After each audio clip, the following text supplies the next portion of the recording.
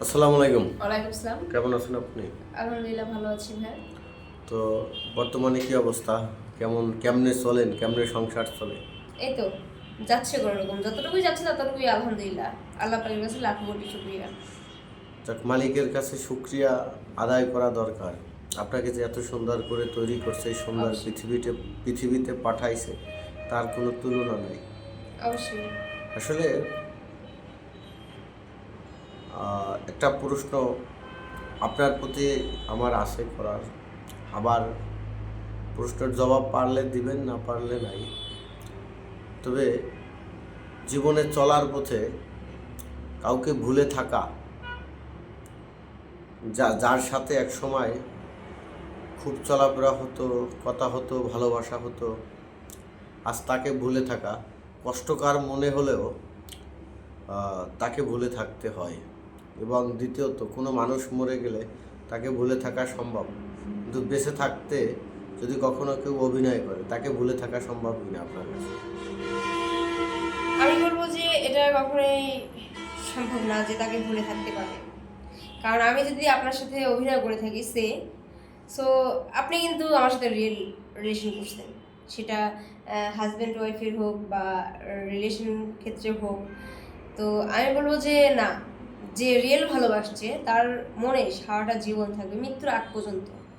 যে সময়টা সে নিঃশ্বাস ত্যাগ করবে সেই সময়টাও সেই ব্যক্তির কথা মনে করবে যে যাকে রিয়েল ভালোবাসছিল।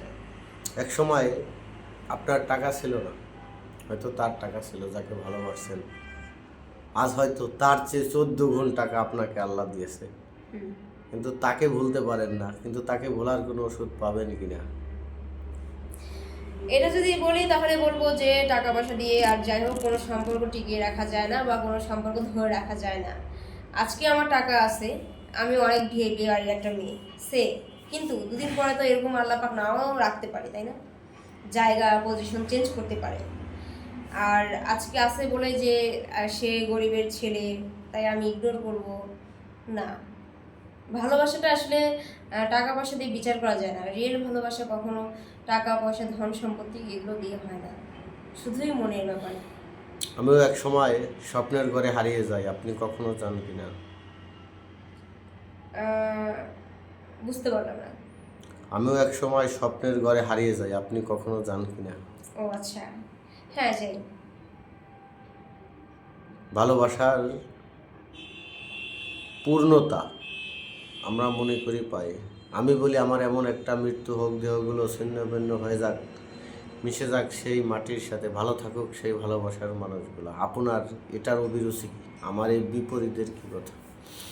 আপনার এই বিপরীতের কথা বলবো যে আমি যে না, আমি নিজে ছিন্ন ভিন্ন হয়ে যাওয়া সে সুখে থাকবে এটা কখনোই না, পসিবল না। কারণ আমি চাই যে আমি যদি ধ্বংস হয়ে যাই তাহলে তাকে নিয়ে ধ্বংস হবো। কারণ আমি তাকে তো সত্যি সত্যি ভালোবাসছি, সে আমার সাথে ভালোবাসে, অভিনয় করুক আর যাই করুক, ভালো তো বাসছে সে, তাহলে আমার সাথেই থাকতে হবে। আমি এইখানে কোনো কম্প্রোমাইজ করতে পারবো না। আপনাকে যেই মালিক তৈরি করছে, আমাকে কি অন্য কেউ তৈরি করছে? না না, আমাকে যে সৃষ্টিকর্তা সৃষ্টি করছে আপনাকেও সেম একই সৃষ্টিকর্তা সৃষ্টি করছে।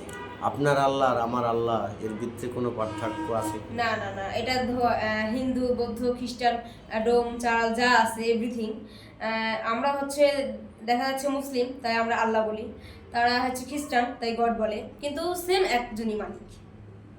আমি যাকে চাই সে আমাকে চায় না, তারপরেও তাকে চাই। এরই নামই ভালোবাসা, এরই নাম কি? মন লাইলি মজনু, শিরি ফরহাদ সেম এরা তো এই কাজটাই করছে, তাই না? মন থেকে চাওয়া মানুষগুলোকে কখনো ভোলা যায় না। রিয়েল